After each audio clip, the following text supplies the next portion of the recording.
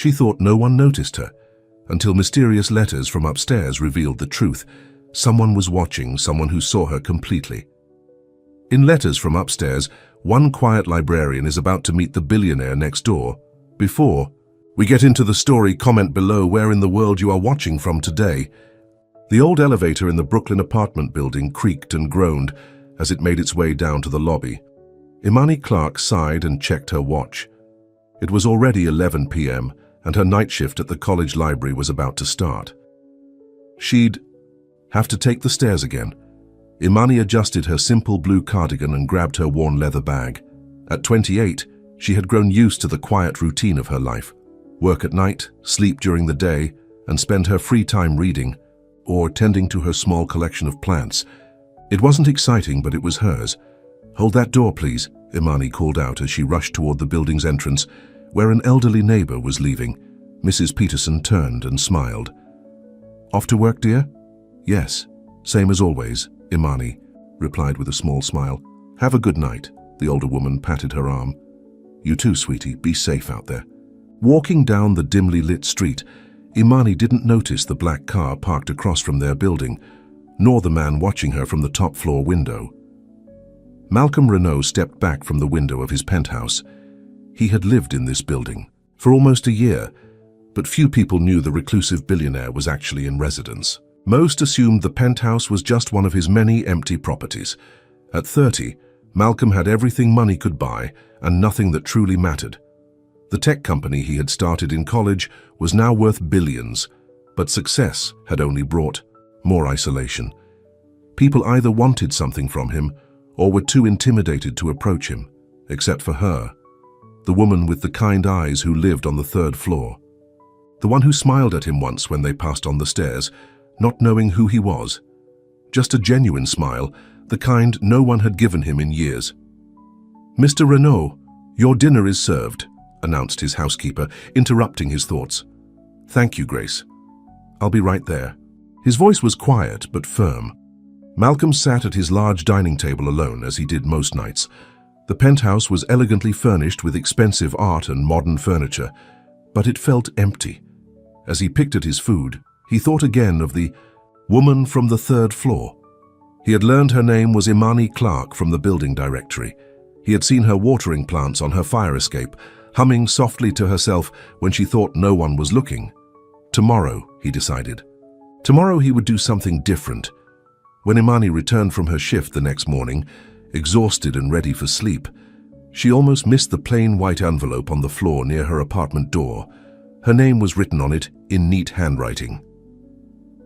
"What's this?" she mumbled to herself, picking it up and unlocking her door. Her apartment was small but cozy. Bookshelves lined the walls and potted plants occupied every windowsill. It wasn't much, but it felt like home. Imani kicked off her shoes and sat on her worn sofa, carefully opening the envelope. Inside was a neatly folded letter, written on expensive-looking stationery. "Dear Imani, I've noticed how gently you care for your plants each morning, the way you speak to them as if they're friends, the way you smile when they bloom. It's a small thing, perhaps, but in a world where most people rush past beauty, you stop to nurture it. You are more seen than you know." A friend Imani read the letter twice, then a third time. Her heart beat a little faster. Who would write something like this? And who had been watching her with her plants?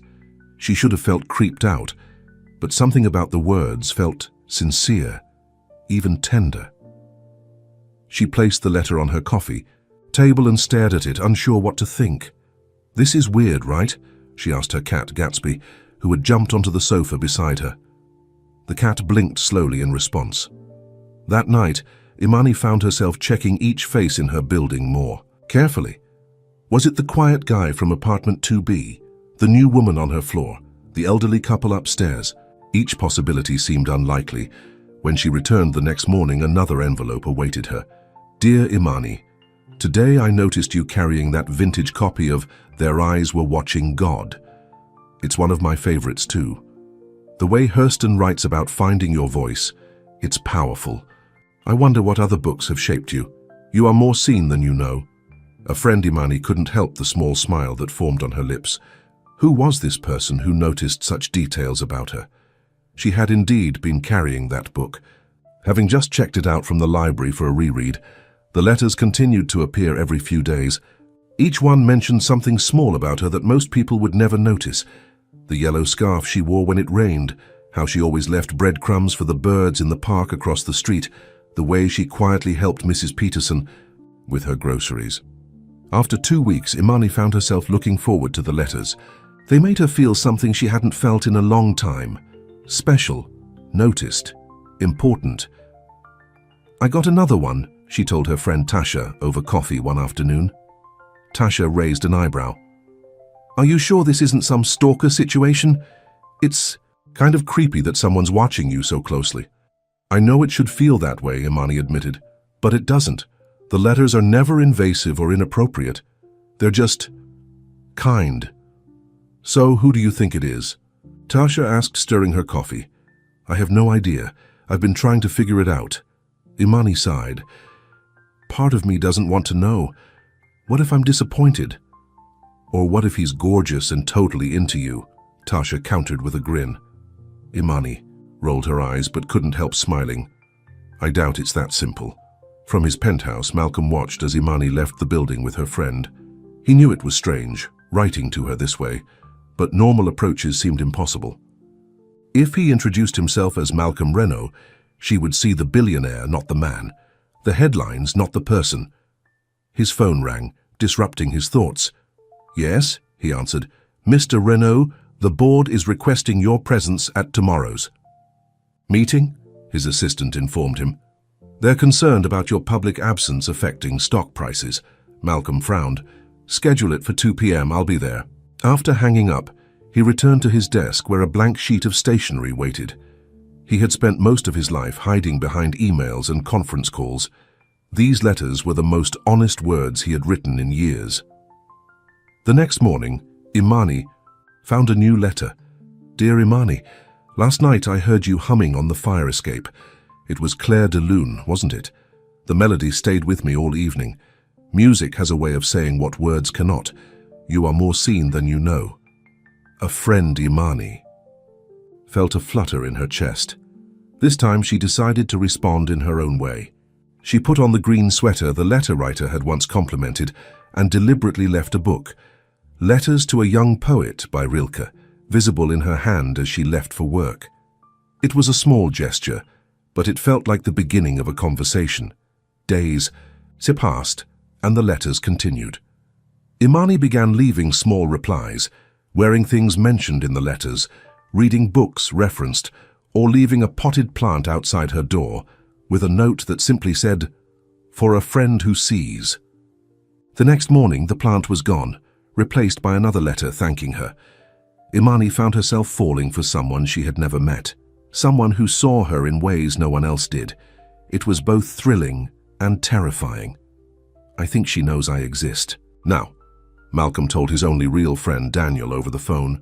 "You mean the woman you've been writing anonymous letters to like some kind of Victorian poet?" Daniel chuckled. "When are you going to actually talk to her like a normal person?" "It's not that simple," Malcolm sighed. "Once she knows who I am, she'll..." "No, you're an actual human being, not just words on paper," Daniel interrupted. "This can't go on forever, Mal." Malcolm knew his friend was right, but the thought of seeing disappointment in Imani's eyes when she realized who he was made his stomach twist. One rainy evening, Imani was returning from the library when she noticed unusual activity around her building. Several news vans were parked outside and reporters stood under umbrellas, cameras ready. "What's going on?" she asked the doorman. "Haven't you heard?" he replied, looking excited. "The rumors were true. Malcolm Renault, you know, the billionaire. He's been living in the penthouse all this time. Someone from his company leaked it to the press." Imani's heart skipped. "The penthouse? I thought no one lived there. He's very private. Barely see him. Myself and I work here every day, but he's definitely up there." Imani rode the elevator in a daze. Malcolm Renault, the tech genius whose face occasionally appeared in news articles. He had been living above her all this time. When she reached her floor, an envelope waited by her door. With shaking hands, she opened it. "Dear Imani, by now, you've probably heard. I wanted to tell you myself, but I was afraid. Afraid that once you knew who I was, Everything would change. That you would see the headlines instead of me. I'm the one who's been writing to you, and I would like to finally meet you properly. If you're willing, I'll be waiting on the rooftop garden at sunset tomorrow. You are more seen than you know. Malcolm Imani.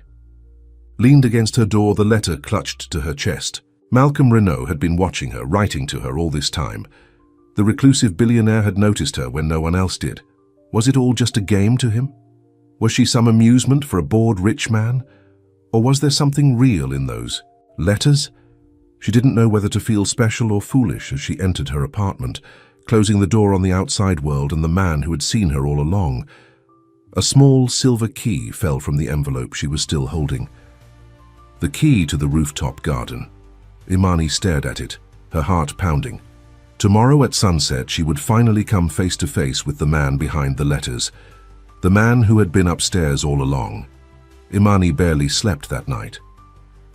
The letter from Malcolm Renault lay on her nightstand, and the small silver key seemed to shine in the dim light of her bedroom. She picked up the key again, turning it over in her fingers. Was she really considering meeting him? "What would you do, Gatsby?" she asked her cat, who was curled at the foot of her bed. The cat yawned in response. By morning, reporters were still camped outside the building, hoping to catch a glimpse of the elusive billionaire. Imani had to push past them to get to the library for her shift. "Excuse me, do you live in the building?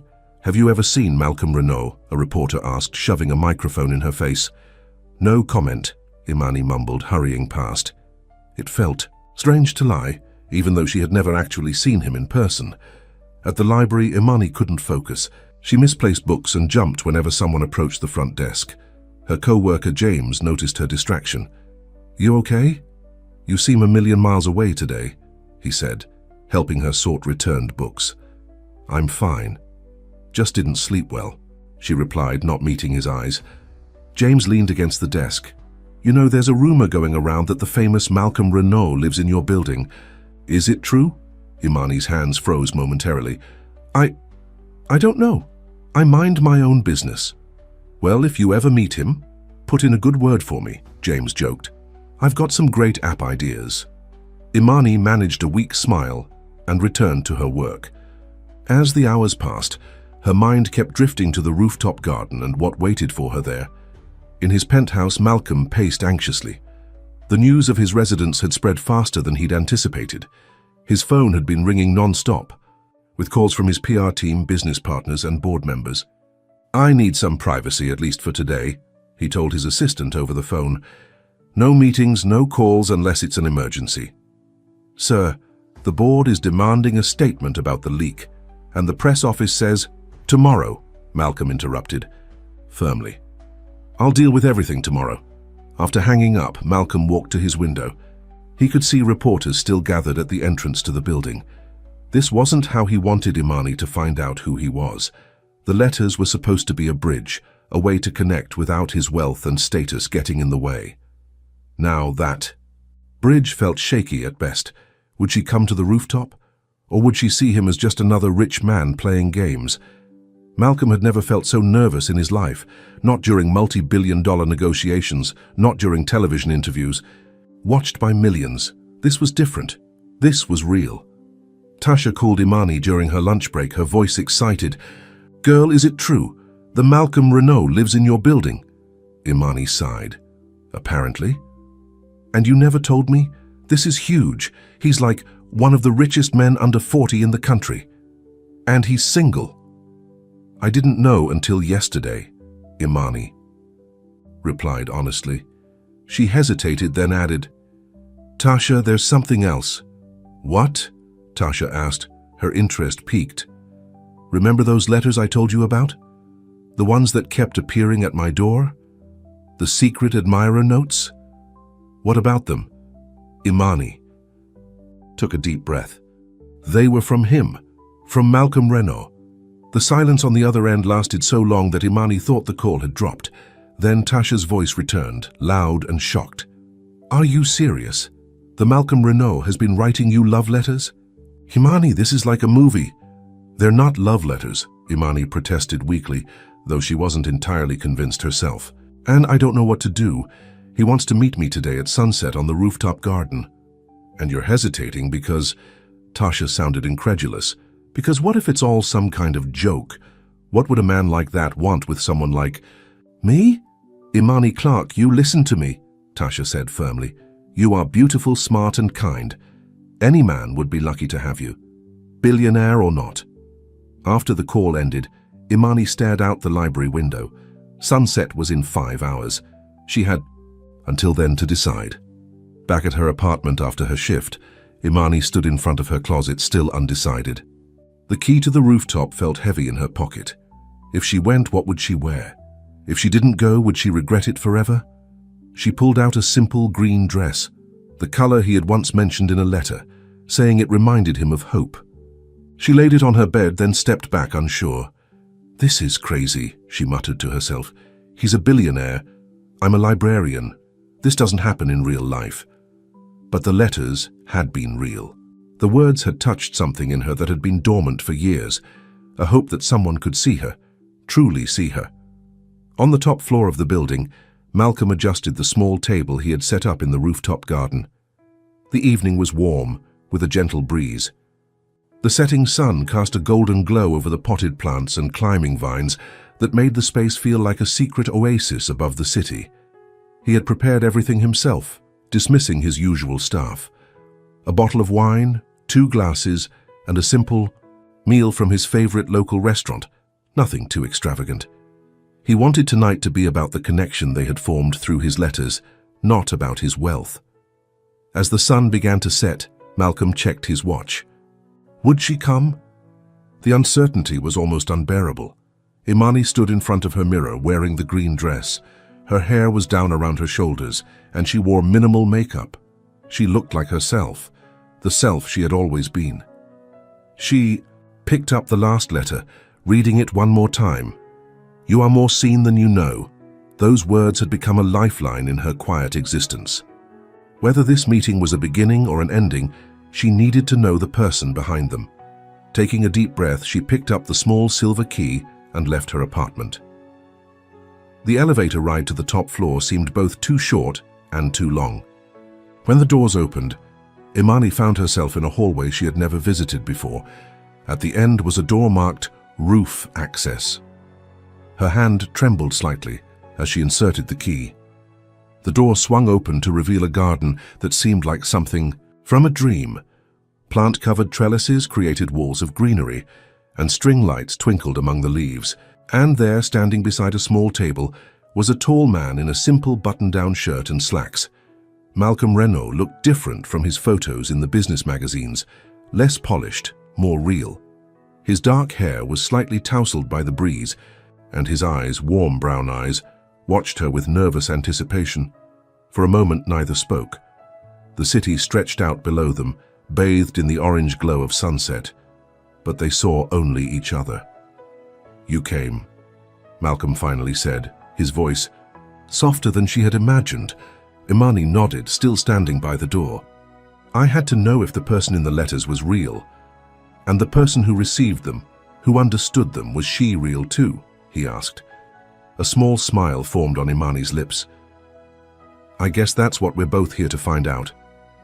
Malcolm gestured to the table.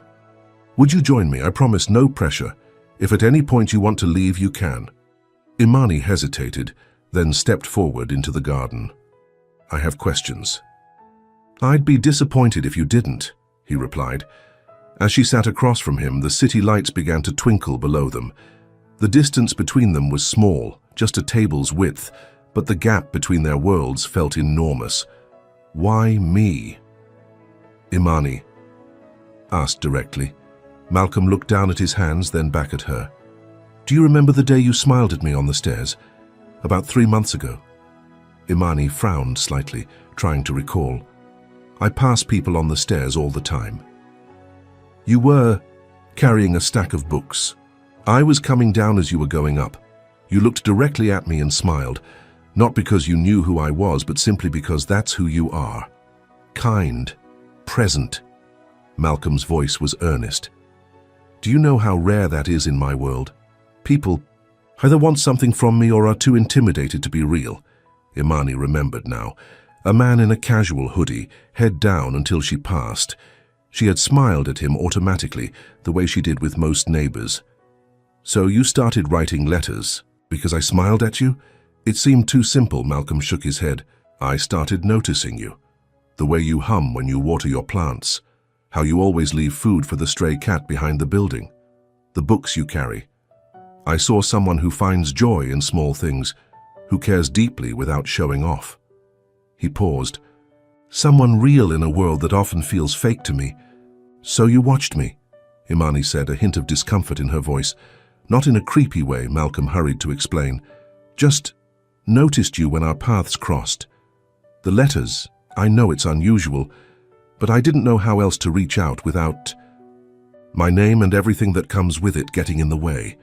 Imani considered his words. "You could have just introduced yourself as a neighbor.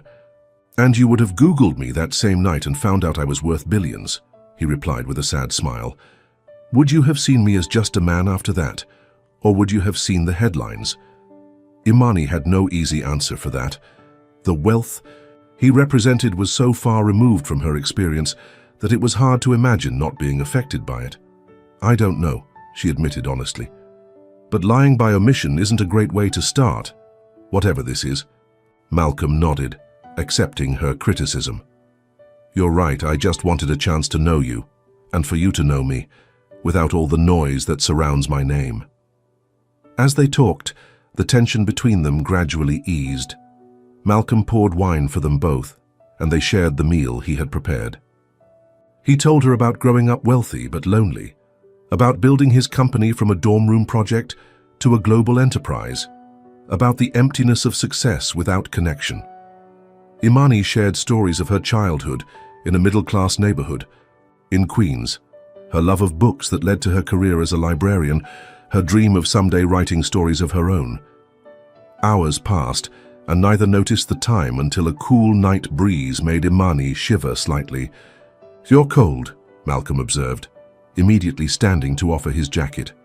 As he placed it around her shoulders, their eyes met.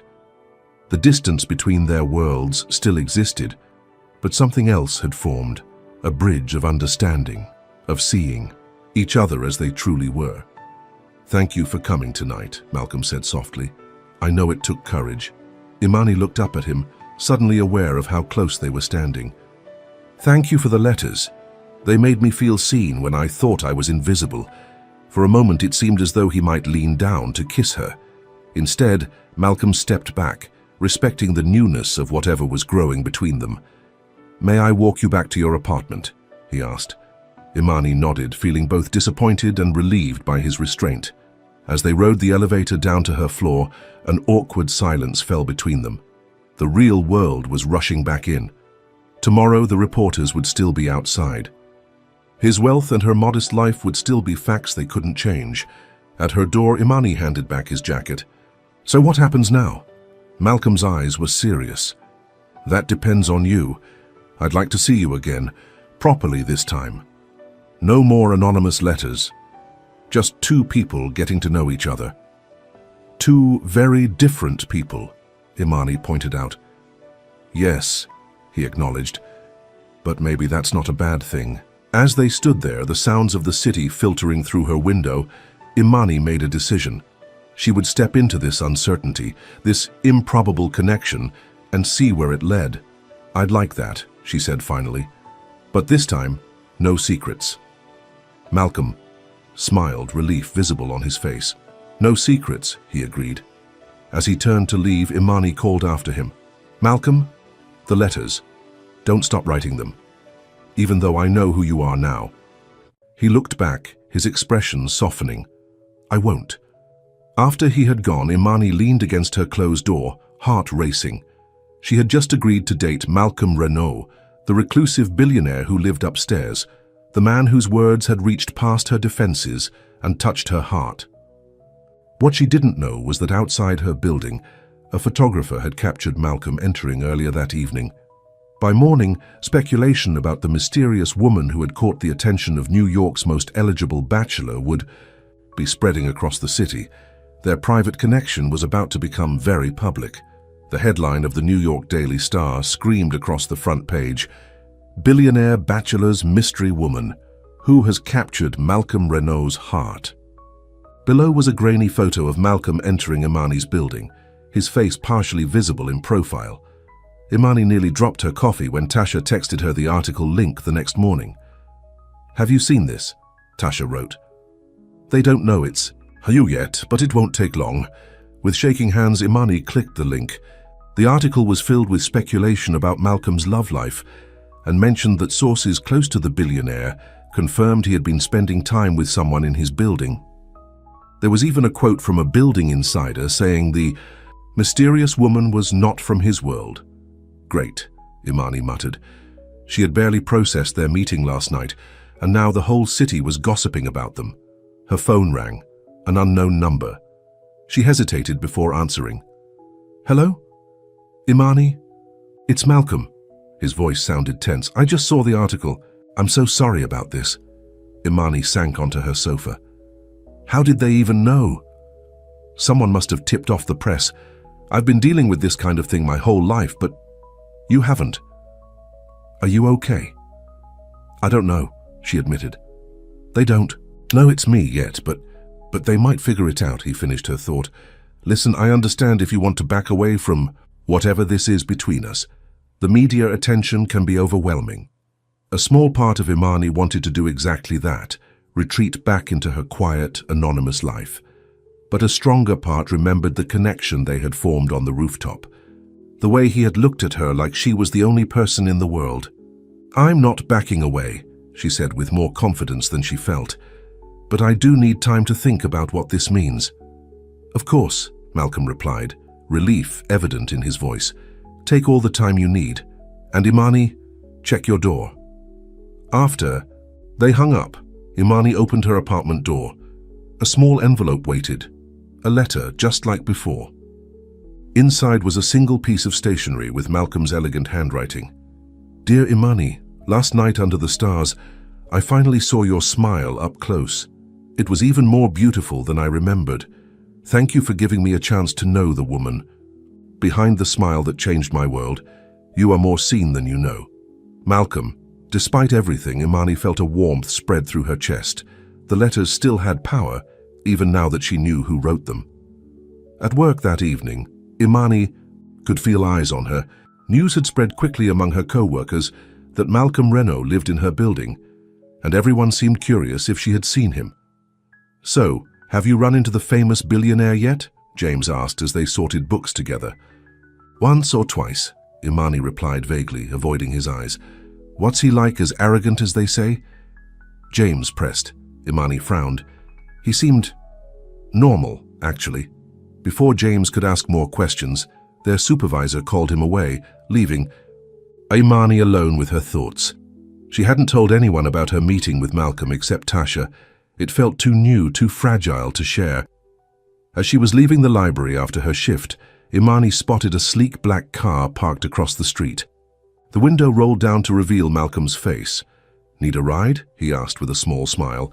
Imani hesitated, looking around to see if anyone was watching. "Won't people see us together?" "They will eventually anyway," Malcolm pointed out. "But we can be discreet for now if you prefer." After a moment's hesitation, Imani slid into the passenger seat. The car's interior was luxurious but understated, like Malcolm himself. "How was work?" he asked as they pulled away from the curb.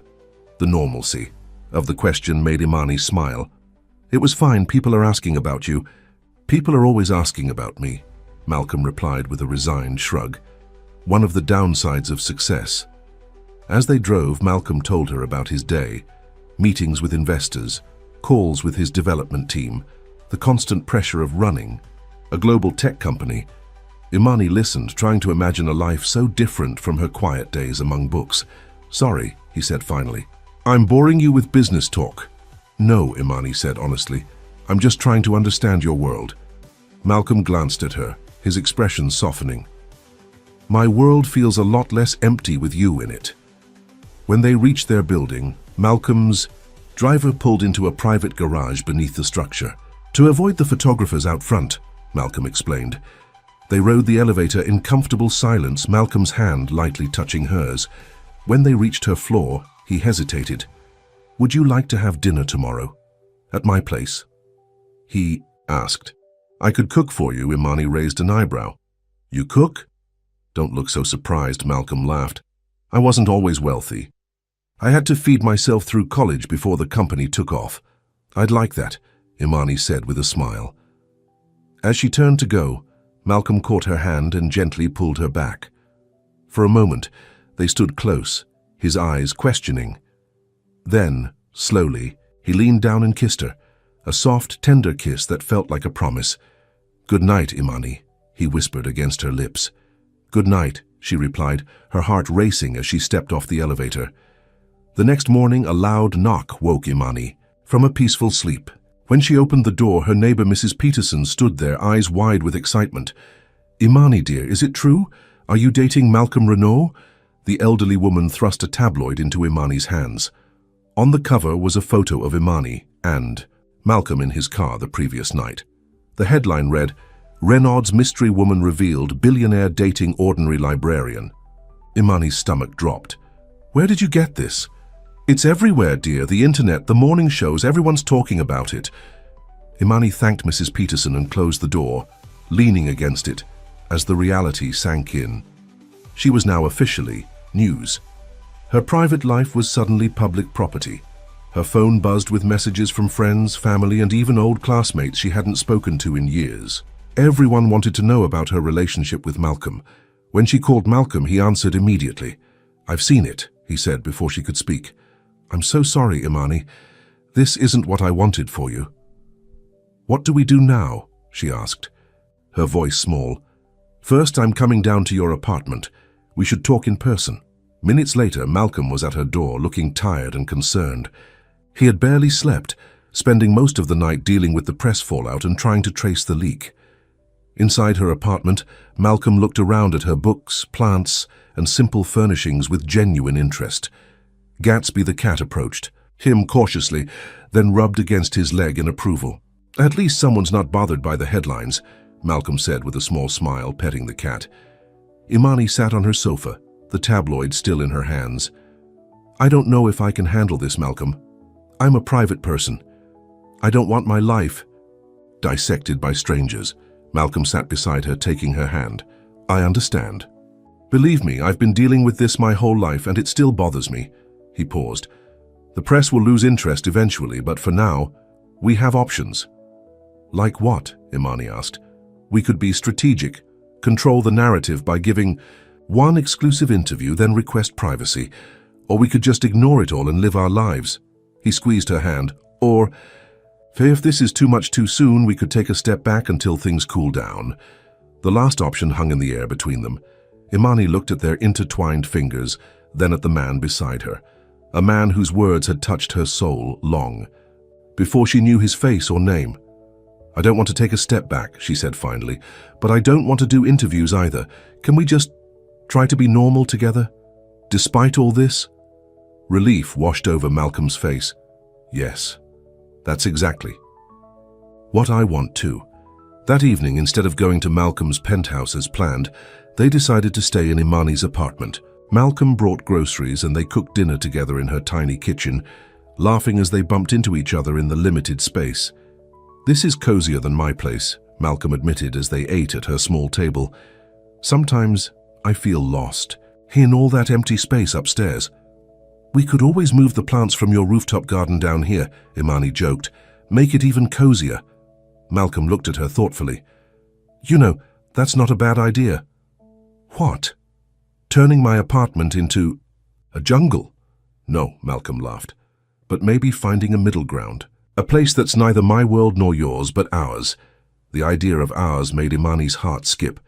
It was too soon for such thoughts, and yet she couldn't help imagining a future with this man who saw her so clearly. Later, as they sat on her sofa, watching an old movie, Malcolm's phone kept buzzing. He ignored it until it became impossible.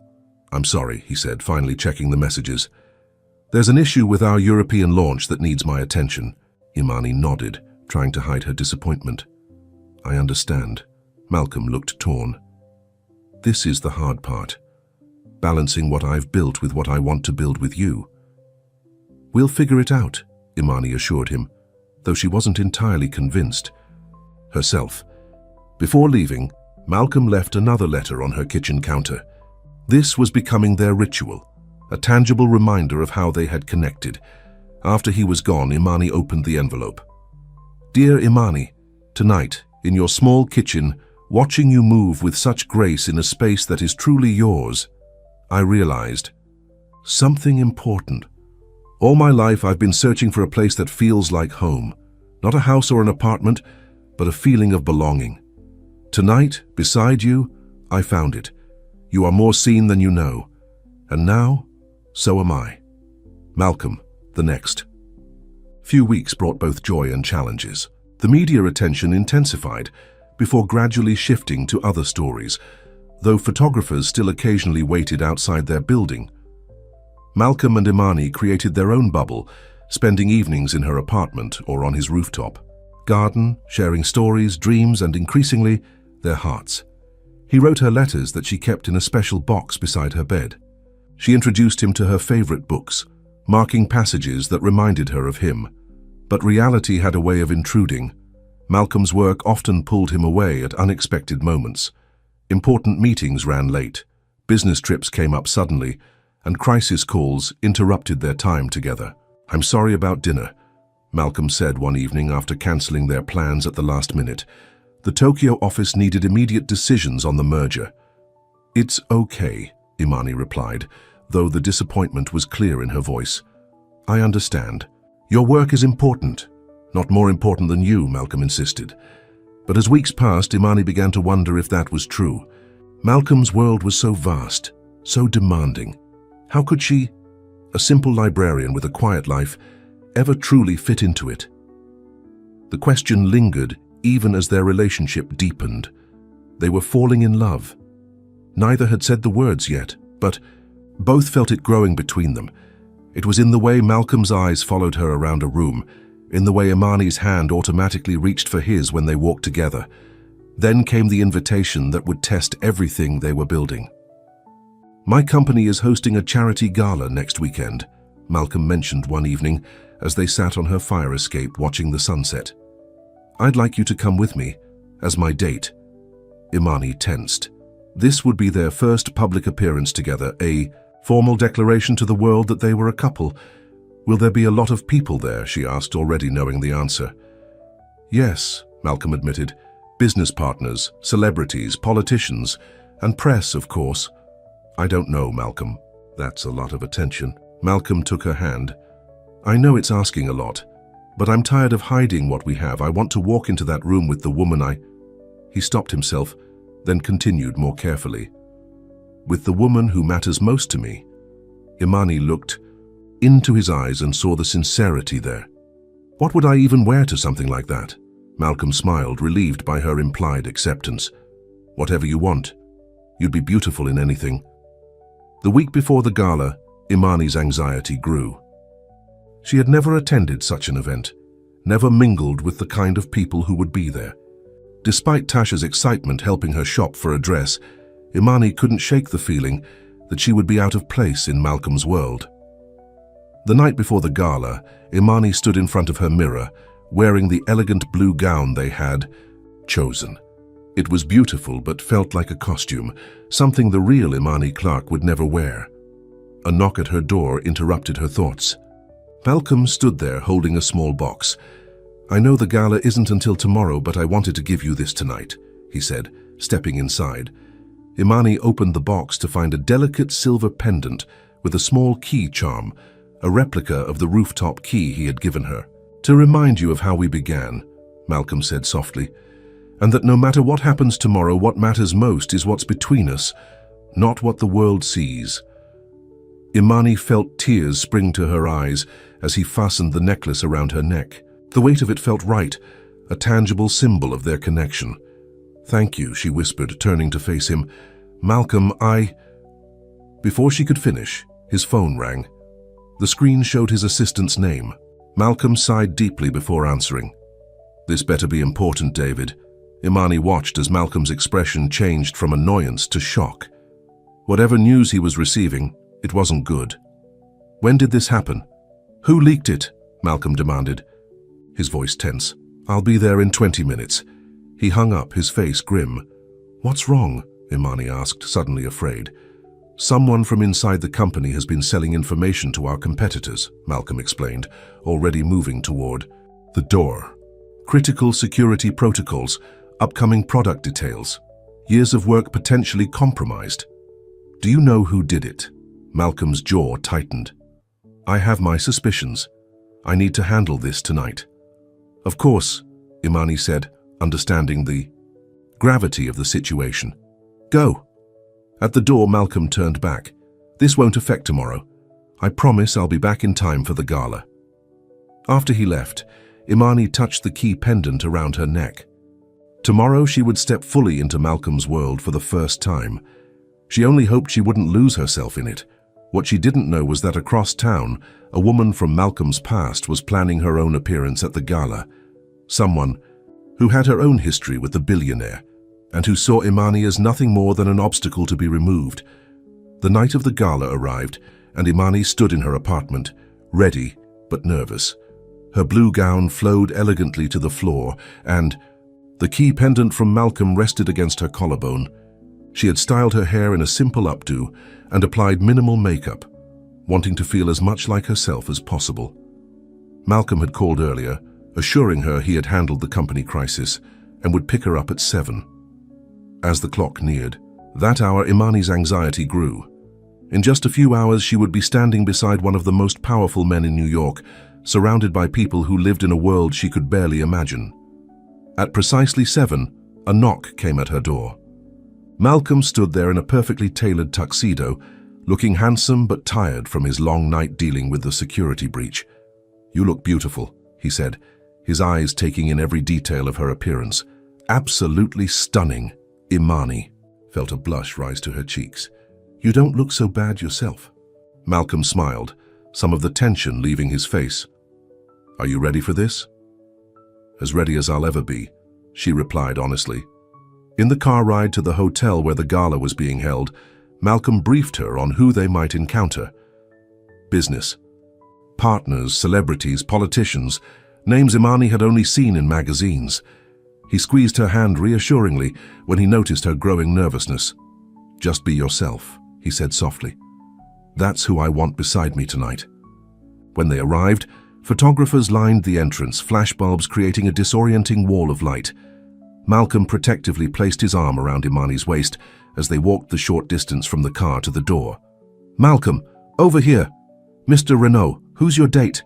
Miss, look this way. The shouted demands of photographers made Imani flinch, but Malcolm guided her steadily forward, his hand warm and secure against her back. Inside, the ballroom was a scene from another world. Crystal chandeliers cast a golden glow over elegantly. Dressed guests, a string quartet played softly in one corner, while waiters in crisp uniforms circulated with champagne and hors d'oeuvres. Malcolm Renault. There you are, called a distinguished older man, approaching them with a wide smile. And who is this lovely young lady? Senator Collins, this is Imani Clark, Malcolm introduced them. Imani, Senator Collins, is one of our most important supporters for tech education initiatives. The senator shook Imani's hand warmly. Delighted. To meet you, my dear. Malcolm hasn't brought a date to one of these functions in years. You must be very special. Before Imani could respond, more people approached, each wanting a moment of Malcolm's time. He kept her by his side, introducing her to everyone, his hand never leaving the small of her back. A constant reassurance in this unfamiliar territory. You're doing great, he whispered during a brief moment alone. Everyone loves you. Imani tried to smile confidently, but she couldn't shake the feeling of being an outsider. The conversations around her were filled with references to places she had never visited, people she had never met, a lifestyle she had never lived. Malcolm, darling, a silky female voice cut through the crowd. It's been far too long. A stunning woman in a red gown approached them, her perfectly manicured hand extended toward Malcolm. Her blonde hair was styled in an elegant twist, and diamonds glittered at her throat and wrists. Malcolm's body tensed beside Imani. Victoria. I didn't know you were in town. I wouldn't miss your charity gala, darling. It's always the event of the season. The woman's gaze shifted to Imani, assessing her with cool blue eyes. And this must be the librarian everyone's talking about. The way she said librarian made it sound like a flaw rather than a profession. Malcolm's jaw tightened. Victoria. Evans, this is Imani Clark. Victoria is the daughter of one of our early investors. How quaint, Victoria said with a thin smile. I've always found it so admirable when men like Malcolm take an interest in helping people from simpler backgrounds. Imani felt the sting of the comment but kept her expression neutral. It's nice to meet you, Victoria. Victoria leaned closer to Malcolm, placing her hand on his arm with familiar ease. We must catch up later, Malcolm. I have some fascinating insights about that Tokyo merger you're working on. As Victoria glided away, Imani turned to Malcolm with a questioning look. Who is she really? Malcolm sighed. We dated briefly a few years ago. It didn't end well. She seems to think it's not entirely over, Imani observed. Trust me, it is, Malcolm assured her, but a shadow had fallen over the evening. As the night progressed, Imani became increasingly aware of the glances and whispers that followed them. Some were merely curious, but others, particularly from women like Victoria, were clearly disapproving. During dinner, Imani was seated between Malcolm and a famous tech journalist who seemed more interested in how she had landed Malcolm than in anything she had to say. On Malcolm's other side sat Victoria, who kept leaning over to whisper in his ear about people and events Imani knew nothing about. Are you enjoying yourself? Malcolm asked during a brief moment when Victoria was engaged with someone else. It's overwhelming, Imani admitted. Malcolm frowned slightly. We can leave early if you want. Before Imani could respond, the event chairman called Malcolm to the stage to give a speech about the charity they were supporting, a foundation providing technology education to underprivileged communities. As Malcolm spoke passionately about creating opportunities for those without privilege, Imani felt a swell of pride. This was the man she was falling in love with, someone who used his success to help others. Her moment of pride was interrupted by Victoria sliding into Malcolm's empty seat. He's quite the speaker, isn't he? Victoria said, sipping champagne.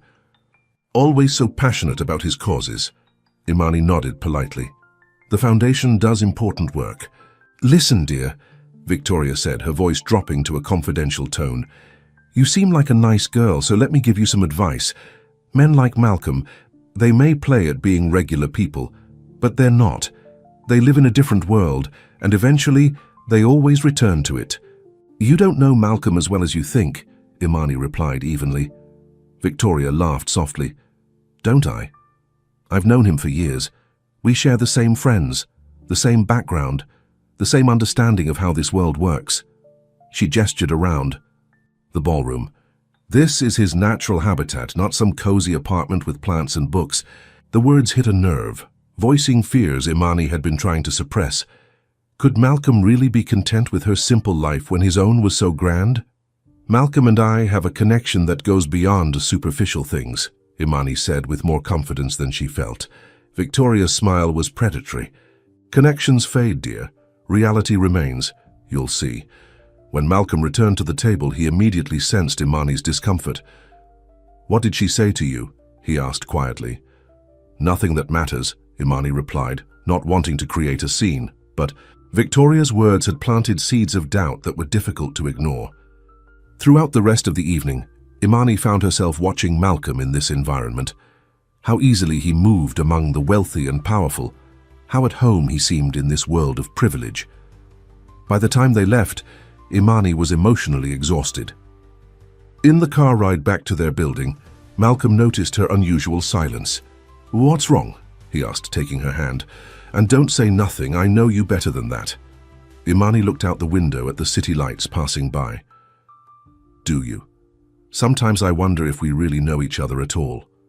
Your world and mine. How so different, Malcolm? Is this about Victoria, whatever she said? It's not just about her, Imani interrupted. It's about all of it. Tonight made me realize how far apart our lives really are. You belong in that world of galas and important people. I don't. Malcolm turned to face her fully. I don't belong there any more than you do. That world, it's part of my business, not who I am. He squeezed her hand. The real me is the one who writes you letters. The one who feels more at home in your tiny kitchen than in any ballroom. Imani wanted to believe him, but doubts lingered. How can you be sure? What if you wake up one day and realize you need someone who understands that part of your life? Someone like Victoria? Because I love you, Malcolm said simply. The words hung in the air between them. It was the first time either had said it aloud. I love you, Imani Clark, he repeated. Not because you fit or don't fit into some artificial world, but because when I'm with you, I'm real. And that's something I've been searching for my entire life. Tears filled Imani's eyes. I love you too, she whispered. That's why I'm so afraid of losing you. When they reached the building, Malcolm suggested they go to the rooftop garden, the place where they had first met face to face. Under the stars, surrounded by plants and string lights, he took both her hands in his. I need to tell you something, he said seriously. The security breach at my company. It was Victoria. Imani stared at him in shock. What? How do you know? We traced the leak, Malcolm explained. She used old access codes I had given her years ago when we were together. She's been selling information to competitors for months. But why would she come to the gala tonight? Wasn't she afraid you'd know? Malcolm shook his head. She didn't know we had discovered her, and she came because she found out about you, about us. She thought she could drive a wedge between us, make me doubt what we have. She almost succeeded, Imani admitted. She made me question whether I could ever really fit into your life. Malcolm stepped closer, his eyes intent on hers. You're not meant to fit into my life, Imani. We're meant to build a new life together. One that takes the best of both our worlds. He reached into his pocket and pulled out a small envelope, another letter. Imani opened it with trembling fingers. Dear Imani, tonight, as you step into what others call my world, I want you to know a truth I've carried in my heart since the day you first smiled at me. My world was empty before you. It was full of things but devoid of meaning. You brought color to a life that was only shades of gray. If I could give you anything, it would be the certainty that you are exactly where you belong, beside me, not because you fit into some preconceived notion of who should be there, but because you have created a space that exists only for us. You are more seen than you know, and I am more loved than I ever dreamed possible. Yours always, Malcolm. As Imani looked up from the letter, Malcolm knelt before her, a small velvet box in his hand. I had planned to wait, he said softly, to give us more time, but tonight made me realize that time isn't what matters. Certainty is, and I have never been more certain of anything in my life than I am of us. He opened the box to reveal a ring with a simple but elegant diamond. I chose this because it reminded me of you, beautiful without trying to be, valuable not for how it looks but for what it is. Imani's heart raced as Malcolm continued. Imani Clark, you saw me when I was invisible. You loved me for who I am, not what I have. Will you marry me? Will you help me build a life that belongs to neither your world nor mine, but to us alone? Tears streamed down Imani's face as she nodded. Yes, she whispered. Yes. Malcolm slipped the ring onto her finger, then stood and pulled her into his arms. Their kiss was a promise of understanding, of acceptance, of a love that had begun with anonymous words and grown into something unshakable. 6 months later, Imani stood on the balcony of their new home, a brownstone in Brooklyn they had renovated together. It was neither as grand as Malcolm's penthouse nor as modest as her old apartment, but it was perfectly theirs. Books lined, the walls plants thrived in every room, and a small garden flourished on the rooftop. Malcolm joined her, wrapping his arms around her waist from behind. What are you thinking about, Mrs. Renault? Imani smiled at the name she was still getting used to. About letters, and how the words we write can change our lives. On the table inside lay a leather-bound book, a wedding gift from Malcolm. Inside were all the letters he had written her, preserved alongside photographs of their journey together. The final page held the most recent letter, written on their wedding day. Dear Imani, today, as we join our lives together, I am reminded of how this all began, with words left at your door, words that tried to capture what I saw in you when the rest of the world walked by without noticing. Now, as your husband, I make this promise. I will see you every day of our lives together. I will notice the small things, the way you smile when you're lost in a book, how you hum while tending to your plants, the kindness you show to strangers without thought of return. You taught me that being seen, truly seen, is the greatest gift one person can give another, and I will spend my life trying to return that gift to you. You are more seen than you know, more loved than words can express, and more essential to me than breath itself. Forever yours, Malcolm. I have something. For you, Imani said, turning in his arms. She handed him an envelope, her first letter to him. I thought it was time I wrote back. As Malcolm read her words, his eyes filled with tears of joy. The woman who had once been invisible had found her voice, and the man who had everything had found the one thing he truly needed.